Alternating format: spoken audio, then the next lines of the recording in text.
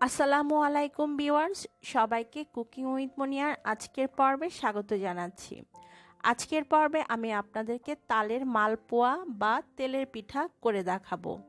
এই পিঠাটা খেতে অনেক মজার।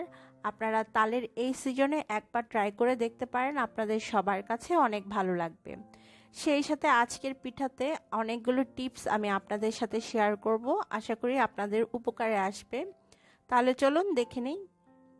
এখানে পিঠা তৈরির জন্য আমি 1.5 কাপ পরিমাণ চালের গুঁড়া নিয়েছি। এটা ভেজা চালের গুঁড়া।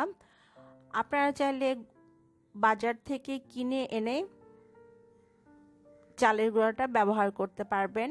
শুকনা চালের গুঁড়া আমরা যেটাকে বলি, সেটা দিয়েও এই পিঠাটা বেশ ভালোভাবে হবে।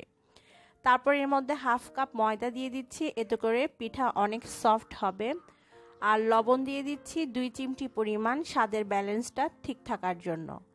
1 কাপ আমি চিনি দিয়ে দিলাম, এটা নিজেদের টেস্টের উপর ডিপেন্ড করে। আর দিয়ে দিচ্ছি 1 কাপ পরিমাণ তালের পিউরি বা রস। কিভাবে তালের রস খুব সহজে বাসায় নেবেন তার একটা ভিডিও আমার চ্যানেলে আছে, লিংক আমি ডেসক্রিপশনে দিয়ে দিব। এবার অল্প অল্প করে নর্মাল তাপমাত্রার পানি দিয়ে আমরা পিঠার ব্যাটারটা তৈরি করে নিব। খুব বেশি পানি একবারই দিবেন না, অল্প অল্প পানি দিবেন আর ব্যাটারটা তৈরি করবেন। অনেক বেশি পানি একবারে দিয়ে দিলে যেটা হবে, ব্যাটারটা অনেক নরম হয়ে যাবে, তখন পিঠা কিন্তু একদমই হবে না। আর আমি এখানে হাতের মাধ্যমে কিন্তু ব্যাটারটাকে মথে নিচ্ছি। আপনারা চাইলে একটা হ্যান্ড হুইক্স ব্যবহার করতে পারেন, তবে হাতের মাধ্যমে এভাবে মিশিয়ে নিলে ব্যাটারটা পিঠাগুলো বেশ ভালোভাবেই ফুলে ওঠে। তো আপনাদের সুবিধা মতো আপনারা করে নেবেন। ব্যাটারটা তৈরি হয়ে গিয়েছে, আমি এর কনসিস্টেন্সি আপনাদেরকে দেখিয়ে দিচ্ছি, তাহলে আপনারা বুঝতে পারবেন কেমন হবে। দেখুন, ব্যাটারটা খুব বেশি পাতলা হয়নি, মোটামুটি ঘন একটা ব্যাটার আমাদের তৈরি করতে হবে তেলের পিঠার জন্য। এবার একটা হ্যান্ড হুইক্স দিয়ে আমি খুব ভালোভাবে ব্যাটারটাকে ফেটিয়ে নেব 3 থেকে 4 মিনিট। আর এই কাজটা অবশ্যই করবেন, এতে করে ব্যাটারটার ভেতরে বাতাসের সৃষ্টি হবে এবং পিঠাগুলোকে ফুলতে সাহায্য করবে। তাই এভাবে ফেটিয়ে নেওয়াটা খুবই ইম্পর্টেন্ট একটা টিপস। ভালোভাবে ফেটিয়ে নেওয়ার পর আমি ঢাকনা দিয়ে ঢেকে 20 মিনিট রেস্টে দিয়েছিলাম। 20 মিনিট পরে আমি এখন পিঠাগুলো আপনাদেরকে তৈরি করে দেখাবো।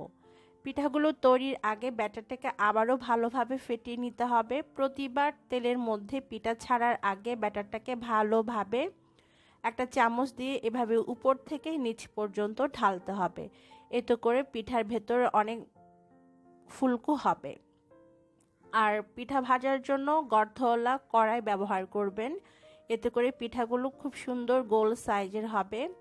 তো তেলটাকে ভালোভাবে গরম করে নিয়ে একটা চামচের মাধ্যমে আমি ব্যাটারটা তেলের মধ্যে ঢেলে দিচ্ছি। চুলার আঁচ মিডিয়ামেই থাকবে, মিডিয়ামে রেখে পিঠাগুলোকে ভাজতে হবে। একটু পরেই দেখবেন পিঠাগুলো নিজে থেকে উপরে উঠে আসবে এবং খুব সুন্দর ফুলে উঠবে।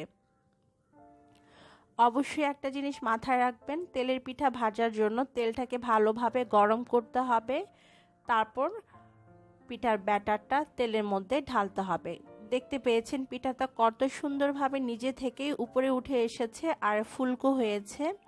এখন এক পাশে হয়ে গেলে অন্য পাশে পিঠাটাকে উল্টে দিতে হবে। এভাবে 2 পাশে সুন্দরভাবে গোল্ডেন ব্রাউন কালার করে পিঠাগুলোকে আমি ভেজে নিব।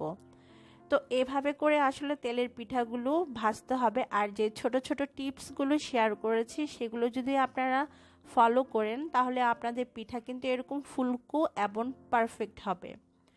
অবশ্যই মাথায় রাখবেন তেলটা মিডিয়াম হিটে রেখে ভালোভাবে গরম করে নেবেন। তো আমার পিঠা ভাজা হয়ে গিয়েছে আর দেখতে পাচ্ছেন কত সুন্দর কালার এসেছে পিঠাগুলোর গায়ে। এখন হচ্ছে ভেতরটা কেমন হয়েছে সেটা দেখানোর পালা। চলুন তাহলে একটা পিঠা আমরা ভেঙে দেখি যে ভেতরটা কেমন হয়েছে।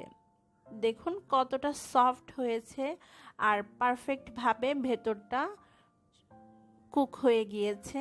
আর এই পিঠা খেতে অসম্ভব মজাদার হয়, আপনারা অবশ্যই একবার ট্রাই করবেন। আর আমার রেসিপিটি ভালো লাগলে প্লিজ আমার